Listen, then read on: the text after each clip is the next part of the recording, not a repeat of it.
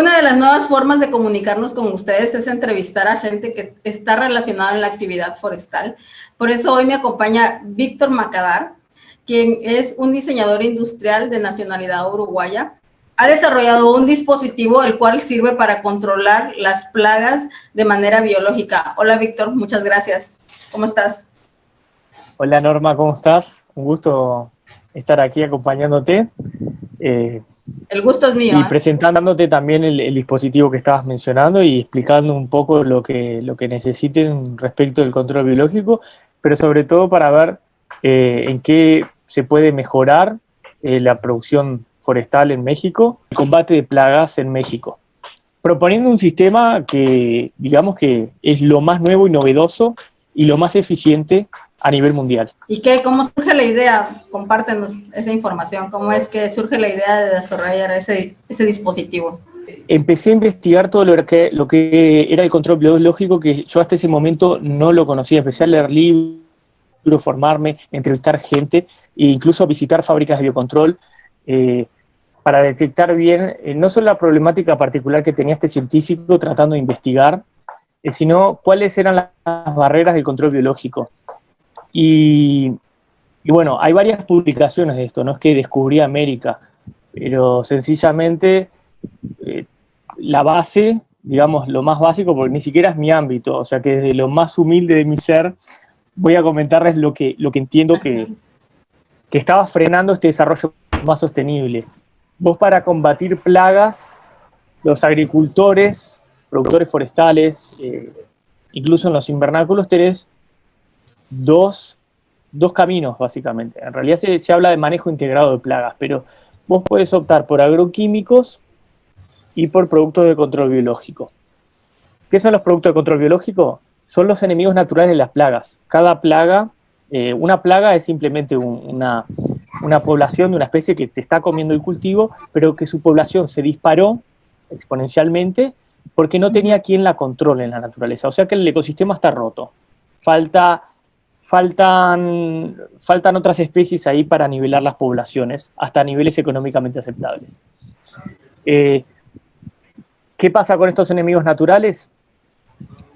Que hay varios para cada plaga aparte, son muy vulnerables en general, estamos hablando en general, siempre hay excepciones, cada caso particular es único, por eso es importante siempre la asesoría de un experto, pero a rasgos generales los enemigos naturales cuando no están presentes también es porque son muy vulnerables y no resisten las mismas condiciones que las plagas, o la movilidad es menor, o la resistencia a condiciones, a factores externos, como lo son los rayos UV, ámbitos muy secos o muy húmedos, las lluvias, todo eso puede afectar al desarrollo de los insectos estos que se llaman insectos benéficos, son los que controlan a las plagas.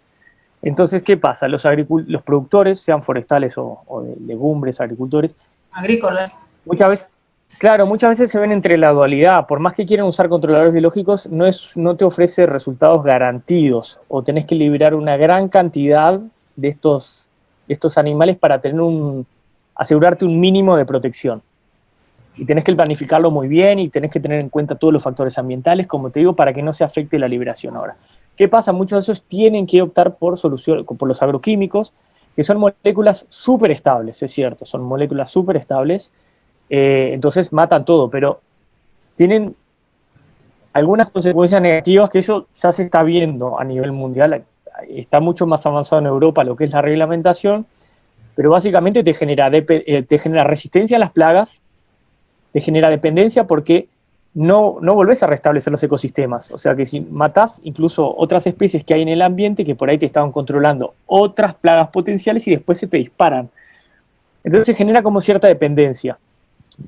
Y como tercer factor, que digamos negativo, depende de la carga de agroquímicos, pero tenés afecciones en la salud, tanto para los productores o quienes aplican, los empleados que están trabajando en el cultivo, como los consumidores finales en el caso de los alimentos. Yo me preguntaba por qué la gente no usaba control biológico si es algo tan mágico, ¿no? Es simplemente vos liberás una especie, se establece en el campo y se genera una simbiosis entre las dos especies que te bajan la plaga y es más económico. Además, ambientalmente ayuda Claro, mucho, ¿no? lo que me motivó a desarrollar esto fue es que yo recuerdo que tenía una alumna que los abuelos trabajaban en el campo, vivían en el campo en realidad y habían tenido problemas de salud por lo que eran las fumigaciones en campos aledaños, algo completamente injusto y que no correspondía si se puede trabajar de otra manera. ¿Cuál es la situación actual con biocontrol versus agroquímicos, digamos? Que está, por más que sea una tendencia que todos quieren, el biocontrol, hasta el desarrollo de esto, digamos que es bastante impredecible, salvo que trabajes en invernáculos, o sea, en condiciones controladas ambientalmente, como en el norte de Europa, que los invernáculos son de vidrio, manejan perfecto con electrónica la humedad, la temperatura, la luz, todo está regulado claro, con coma, al límite, milimétricamente calculado todo. Salvo que tengas un ambiente súper controlado, el biocontrol en campo abierto es un poquito más impredecible, digamos. Tenés una inversión inicial mayor, porque hasta que lográs establecer esas poblaciones de insectos benéficos, hay que hacer una mayor inversión.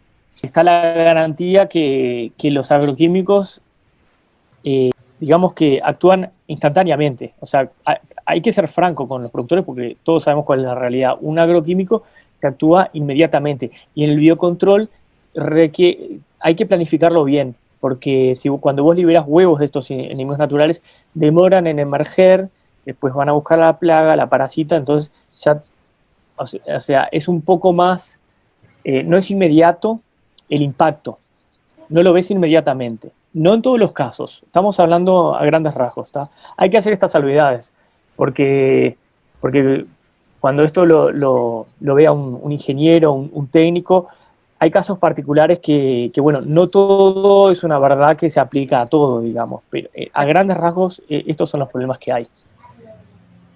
Bueno, y ahí es cuando surgió el desafío, ¿no? Yo lo que quería era lograr que estas soluciones sustentables sean viables económicamente para todos. Viable económica y funcionalmente, digamos, porque lo que estudié yo, el diseño industrial habla de combinar en un objeto lo que es la funcionalidad, el uso, los usuarios, diferentes requisitos, también la estética o el simbolismo, el mensaje que transmite un objeto.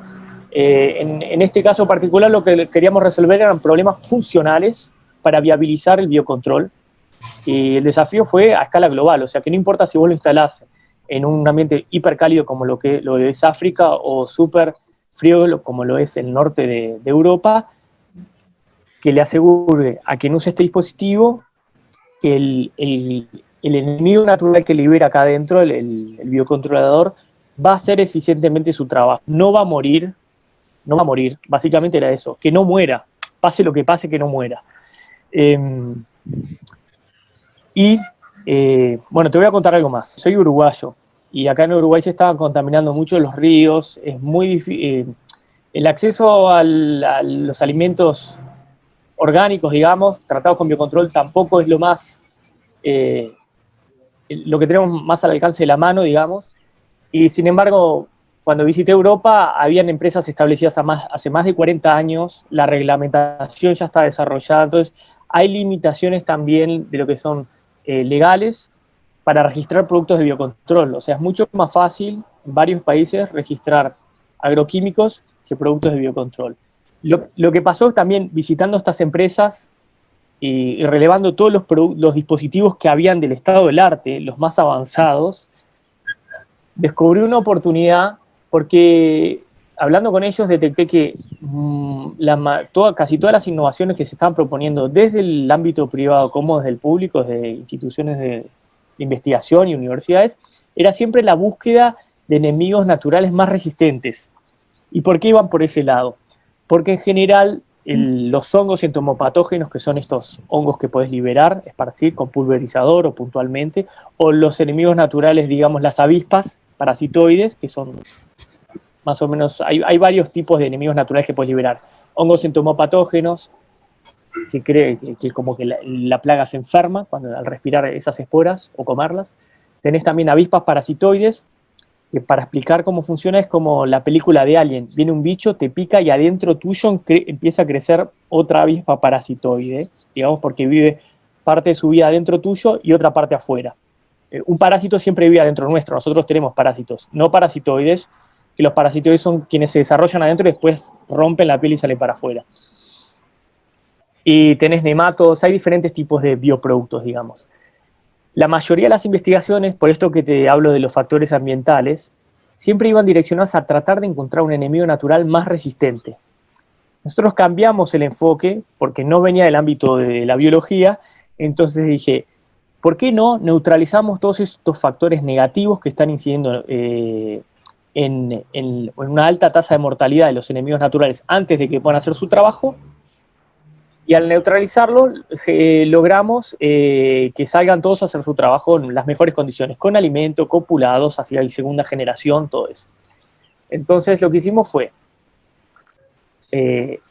combinar varios principios físicos de aislación para generar un dispositivo protector con un diseño súper sencillo que se cuelga de las ramas. En este caso es la versión para forestales, que la traje. Por acá, este orificio va la rama. Acá se ve la concavidad.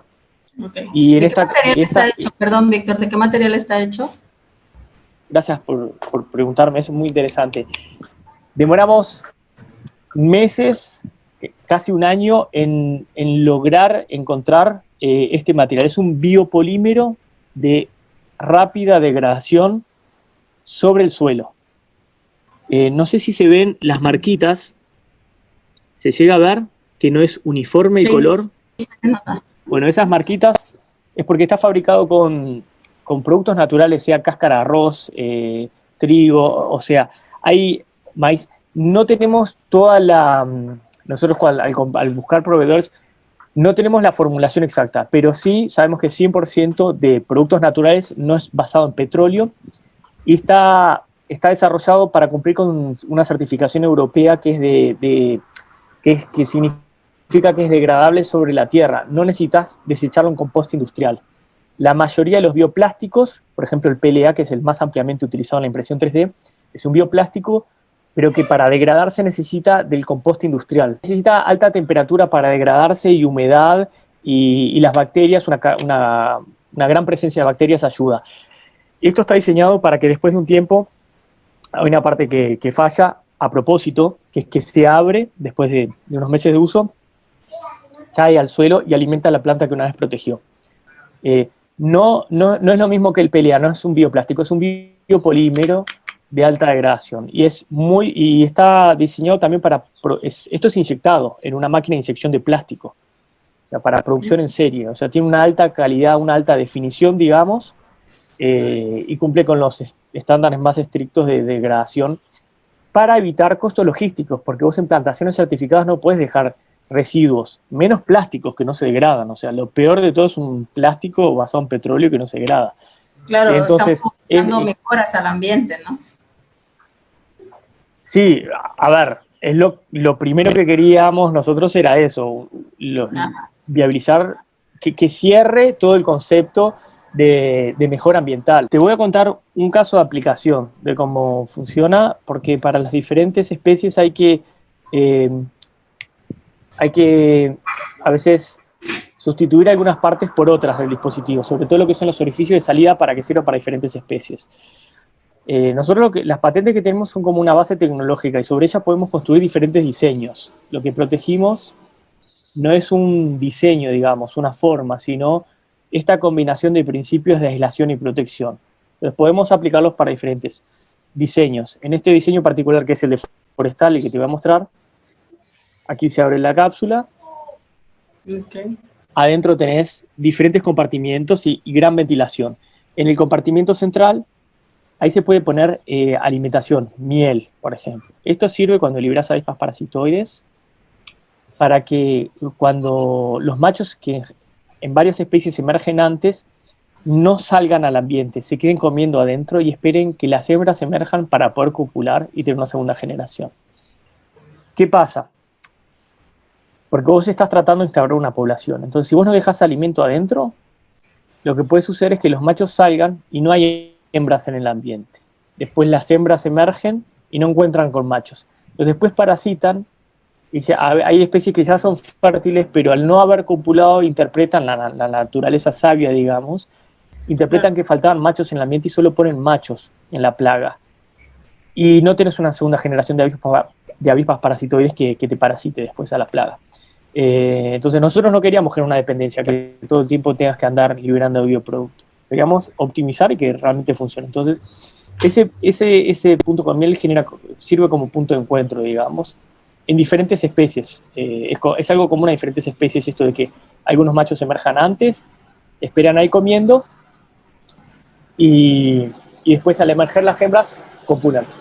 Bueno, esto era lo de la miel. También tiene, para los climas secos, no sé cómo es en México, ¿es húmedo, muy seco, muy caluroso? ¿Cómo son las plantaciones? Muy bien, es tropical, sí, es área tropical, ¿no? Tenemos plantaciones tropicales, de hecho las especies que más se establecen en plantaciones como monocultivo es cedro, teca, melina, y la que más tiene problemas, tiene plagas, es cedro.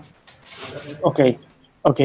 Bueno, ¿tiene algunas ayudas para cuando tenés clima muy seco que le puedes poner unas sustancias que mantienen la humedad? En este caso no es necesario. Lo que sí es necesario es una gran ventilación para que no haya condensación en climas húmedos cuando hay cambios bruscos de temperatura. Entonces vas a ver que tiene varios orificios abajo para que el aire esté circulando. Es un ambiente abierto, semicontrolado, digamos. Entonces respeta las temperaturas, pero lo bueno, y te lo voy a mostrar ahora, para climas muy cálidos, es que la cápsula contenedora siempre va a estar a la sombra, en la oscuridad. Entonces, este techo cobertor es el que recibe todo el calor, digamos, lo disipa con estos disipadores que tiene. A su vez, los disipadores hacen sombra sobre la superficie del techo y tiene muy pocos puntos de contacto con la cápsula para no transmitir el calor. Y una especie de aire, un colchón de aire, digamos, para que circule también el viento ahí. Entonces la cápsula está a la sombra, hay aire circulando alrededor de ella, tiene pocos puntos de contacto con la superficie que recibe todo el calor. Entonces generamos una gran aislación para que los huevos de los biocontroladores, estas avispillas, estén en las mejores condiciones, digamos. Y bueno, y emerjan cuando lo sientan necesario. O sea, respeta también la evolución, los tiempos de evolución. Si el clima está muy, muy, muy frío al principio, no es la temporada, ellas no van a emerger, pero se van a mantener en buenas condiciones. Y sin hongos, porque no va a haber un exceso de humedad, digamos. Eso lo chequeamos, sí. Otra pregunta que quería hacerte, sí. Otra consulta que quería hacerte, en materia forestal, ¿en qué tipo de ecosistemas lo aplicaste o lo desarrollaron? Sí, nosotros empezamos hace muy poco, justo antes de que se dé esta situación del coronavirus que paró todas las actividades de investigación, pero justo antes logramos vender el producto, o sea, sacamos esta producción, este lote de producción, inmediatamente fue un cliente que nos estaba esperando, que tiene plantaciones de eucaliptos. Ellos habían hecho previamente, previo a la compra, habían hecho un test comparativo de este dispositivo contra todos los otros dispositivos del estado del arte que se estaban usando en forestales. Incluso bolsitas de plástico que no se podrían liberar en plantaciones certificadas, bolsas de papel, de diferente papel, incluso papel, digamos, encerado, creo que es impermeable, que está muy bueno. Aún así, los resultados dieron como que había una pérdida muy grande, estamos hablando de casi el 50% y más, por las condiciones ambientales, porque cuando llovía se veía afectado el papel, el viento que agita las ramas, se pierden huevos, cuando el calor que da los rayos del sol cuando le dan directo lo secan y después las avispas no pueden salir porque tienen la cáscara del huevo muy, muy dura. Pasan un montón de cosas. Y después cuando llueven las bolsas de red, que son las de plástico, que están bien ventiladas, en realidad cuando llueve, el agua queda ahí, las gotas de agua, y se generan hongos y se pudren los huevos. Entonces, te podría hablar de 10.500 problemas que tienen en general todos estos dispositivos porque no fueron pensados para este uso, son siempre contenedores del mundo del packaging adaptados para liberar huevos de avispas. Nosotros al hacer como un desarrollo desde cero, focalizados en esto, logramos sortear 10.500 problemas, digamos, todos simplificados en un solo dispositivo, sin necesidad de andar ajustando diferentes cosas. Es como de un uso bastante universal. Lo único que sí ajustamos son los orificios de pasaje de los animales, porque a veces el dispositivo se puede usar como trampa. Vos pones hongos entomopatógenos adentro, vos pones un atrayente y dejas una gran abertura, te puedo mostrar fotos de eso, y los animales van para adentro, agarran el alimento que está envenenado con este hongo entomopatógeno y después se enferman y se van contagiando. Ese es el uso. La aplicación que se le dio hasta ahora es en eucaliptus. ¿Y en qué país patentaron el dispositivo? ¿En qué país está trabajando? Tenemos dos patentes. Hay una que es la más general y más básica, está en varios países. Está entrando en Europa, en Uruguay, Brasil, Argentina, Chile. Tenemos dos, no cubrimos todo el mundo, obviamente por un tema de costos, y que no tiene sentido a veces entrar en países donde no se respeta la propiedad intelectual. Aún así, igual estamos haciendo nuevos desarrollos que van a ser protegidos también en más países. Estamos en Europa, en varios países de Latinoamérica, incluso en Australia. Con la segunda patente entramos en Australia. Son aplicaciones, están por ser, ¿cómo se llama esto?, concedidas a la brevedad, porque ya tuvimos informes positivos de los examinadores. O sea que cumplimos con los 3 requisitos. Para una patente de invención te piden 3 cosas: que sea novedoso, o sea que sea algo que no existía antes, obviamente, que sea factible de producir industrialmente, o sea que sea algo, digamos, bajado a tierra, con los pies en la tierra, tangible, y que tenga calidad inventiva. Esto es, que no es que sea mezclar 2 soluciones existentes ya sencillas, sino que haya un desarrollo, un pienso atrás de eso.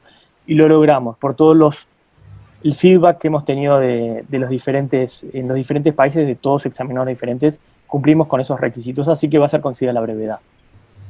Ok, pues muchas felicidades por tu innovación. Es una innovación que va a ayudar mucho a las actividades agrícolas y a las forestales también para combatir las plagas, que siempre ha sido un problema, ¿no?, para poder tener un buen desarrollo. No sé si puedes compartir la presentación que me comentaste, o hacer muy pequeño ahí, sí, compartir tu presentación sí. de cómo está formado el dispositivo. Norma, te comparto pantalla, así vemos algunos testings de los diferentes, con diferentes aplicaciones. Ahí va, el de Beauveria bassiana, por ejemplo, trabajando con un hongo. Como ves, este dispositivo es diferente al que te mostraban cámaras. Los primeros prototipos fueron impresos en 3D. Este dispositivo, deja de mostrar, ahí va, acá adentro. Ves que la abertura es mucho más grande. Esto era para que las hormigas entren, se lleven el arroz que tenía un hongo, estaba embebido en la Beauveria bassiana, se lo llevaban al hormiguero, se enfermaban y cerraban el hormiguero. Bueno, ahí estoy yo instalando en diferentes plantas atacadas. Era un test de factibilidad, a ver si esto funcionaba, y lo que estuvo bueno de los resultados de este test es como que se logró fue un indicio, porque hay que validarlo estadísticamente, hay que repetirlo varias veces para poder decir que es estadísticamente válido, pero por lo menos la primera vez que lo hicimos se logró una desactivación en un tiempo mucho más reducido al común, que cuando largan el arroz sobre los caminos las hormigas. Te voy a compartir pantalla ahora, a ver si tengo de los test en España, que vas a ver que estos son prototipos 3D también, que logramos una eficiencia por encima del 90% y lo corregimos eso para lograr el 100%. Estos también son dispositivos impresos 3D, instalados en los campos de eucaliptus de España. Mira, también tenía, por ejemplo, lo que te hablaba de las bolsas que tienen agua adentro, y estas gotas de agua, por más que había un calor tremendo y era el mediodía, el agua seguía adentro y después generaba aglomeración de los huevos y hongos. No sé si querés saber de algo en particular. Hay muchas investigaciones que se están dando en paralelo en diferentes países que por ahí la información no es del todo... No puedo compartir toda la información, pero sí te puedo decir que se probó en Sudáfrica como resultados, en Brasil se está probando también con buenos resultados. En Chile ya enviamos un dispositivo a una colega que tenemos así. Esperamos pronto poder mejorar lo que es el control biológico, porque lo que nunca te hablé es de la mejora, en realidad. Sí, de los beneficios. Te iba a preguntar, ¿cuáles son para ti los 3 beneficios más importantes de tu prototipo? Claro, por ahí te tendría principales. No sé si son 3, vamos a ver, ¿vale? Primero, como te comentaba, este dispositivo, al compararlo con otros dispositivos del estado del arte, que son contenedores de packaging, genera un salto de eficiencia en lo que es la liberación, o sea, todo lo que liberes va a sobrevivir. Hoy en día, para hacer control biológico, liberan una mayor cantidad, o están limitados los que producen sus propias avispas por las capacidades productivas. Entonces, nuestro cliente, por ejemplo, que tenía X avispas, digamos, por ejemplo, 1000 capacidad productiva, estoy inventando un número, en realidad tiene mucho más, estaba limitado esa producción. Entonces, con esas 1000 avispas tenían que siempre liberar el doble porque perdían un 50%. Entonces, hoy en día con el BioClip pueden, con la misma capacidad productiva, como que se dice, proteger el doble de área de plantación forestal. También sucede lo inverso en realidad. Si vos comprás las avispas, vos tenés que invertir mucho menos en la compra del bioproducto. También tenés que invertir después en el BioClip, pero siempre hay un ahorro. Porque en general las avispas son caras, salvo el tricograma, que para eso estamos desarrollando una aplicación especial. Es complejo y tienen cierto costo, requieren de cierta inversión que los forestales no siempre tienen por lo que son los ciclos económicos. Entonces, tenemos en cuenta todo eso para abaratar todo el costo del sistema y asegurarles que va a funcionar. Entonces, vos podés por ahí tener una menor densidad de puntos de liberación, entonces se abaratan los costos logísticos. Lo que te comentaba, yo estaba antes de que estaba fabricando un biopolímero de rápida degradación, hace que no tengas que volver a recolectarlo del campo. Entonces ahí ya te corta a la mitad los costos logísticos, porque un costo alto es el de llegar a un campo que está lejos y recorrer cada 6 hectáreas y recoger uno de estos dispositivos marcando el GPS. Ahora vos puedes instalar, sabes que te va a funcionar, lo dejas ahí y listo. Y vas a generar ese biocontrol. Ahora más ventajas, o sea, lo principal es la ventaja económica y lo que más le interesa al productor, o sea, a los que están encargados de la gestión, es la eficiencia. O sea, te garantizamos que va a funcionar, que va a ser su trabajo lo que vayas a liberar. Y al dueño, al inversor forestal, lo que le interesa es tener una alta productividad. Y lo más importante, bueno, en grandes extensiones forestales es inviable económicamente liberar agroquímicos en todas las hectáreas. Entonces, siempre se trata de establecer poblaciones y biocontrol. Y lo que hago les quedan enfermos y después no te crecen, o los tenés que cortar o te los matan directamente. Entonces, no perdés esa inversión. O sea, te mejora la productividad, que es algo que hoy en día estamos corriendo el límite de... corriendo las barreras y los límites de lo aceptable hoy en día. Hoy en día, con el BioClip, no tenés por qué aceptar una pérdida, un porcentaje de pérdida en la productividad, y no tenés por qué aceptar que haya una plaga que sea incontrolable. Podés liberar insectos benéficos sin importar que sean ultra susceptibles, digamos, que van a atacar a la plaga y te la van a controlar. Hay que hacerlo a tiempo, hay que hacerlo antes que se disparen las poblaciones, pero se puede.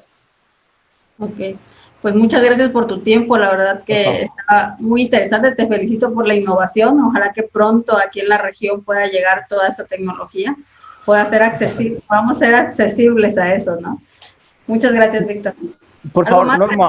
Agregar? Sí, yo creo que es accesible. Vos cuando me comentaste que para el cedro rojo lo estaban usando Bauberia, yo no, por el tipo de plaga que es, yo no les recomendaría ahora usar el BioClip con Bauberia. Tengo que ser honestos, porque en el caso de esta plaga es una oruga, es un barrenador, no tiene una gran movilidad como otras plagas. Entonces no sirve poner una trampa porque hasta que llega la trampa precisás muchos puntos de liberación. Lo que sí estuve buscando es si existen enemigos naturales, estas avispillas que desde que nacen tienen en la cabeza, están programadas para salir a buscar a la plaga y matarla. Y encontré algunos artículos que hay investigaciones y han encontrado diferentes avispas parasitoides para combatir el barrenador del cedro rojo, que si no me equivoco se llama, ahora decime si lo pronuncio bien, Ipsipila grandella. Sí, hay parasitoides que se pueden utilizar, que se podrían liberar adentro de este dispositivo. O sea que si encuentran a alguien que se los provea, que si cuenta con los huevos, si alguien se los puede producir, lo metemos dentro del BioClip y te olvidas de la plaga. Ok, pues vamos a buscar todas esas soluciones para hacerlo en práctica y hacer las pruebas, ¿no? Todo para mejorar la producción, que es lo importante. Sí, porque en el medio, o sea, mientras haces pruebas también vos podés ir combatiendo, entonces no vas perdiendo tampoco inversión, no tiene por qué el testing, la experimentación no tiene que ser ni un tiempo muerto, o sea, ni un tiempo perdido, ni tampoco un costo.